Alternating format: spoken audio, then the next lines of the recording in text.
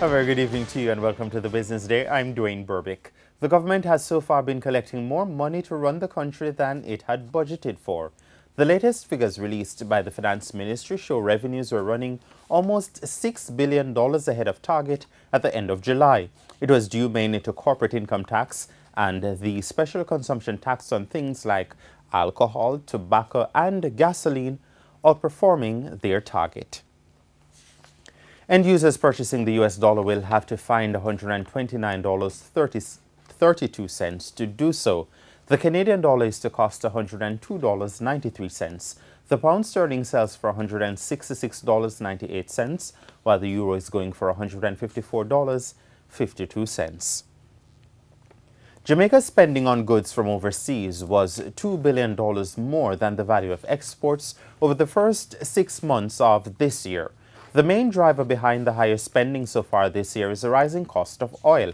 Spending on oil in the period was up 68% to $666 million as prices rose from lows realized in the corresponding period a year ago. The value of other imports such as manufactured goods, machinery and chemicals also rose. Exports were also up but continued to lag, with the value of goods sold abroad amounting to just $674 million in the period. Grace Kennedy is to acquire 100% of Consumer Brands Limited. The acquisition is expected to be finalized before the end of this month.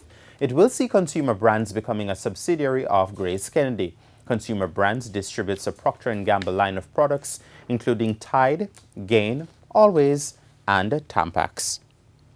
The main JSE market index recorded a 1,080 points dip today, while the junior market lost 43. The winners today included 1834 Investments, Blue Power, Cargo Handlers, Jamaica Producers, Lasca Financial, Paramount Trading, and Supreme Ventures. On the losing end were Access Financial, Carreras, Grace Kennedy, Jamaican Teas, Portland JSX, and Stationery and Office Supplies. And that's your Business Day. I'm Dwayne Burbick. Good evening.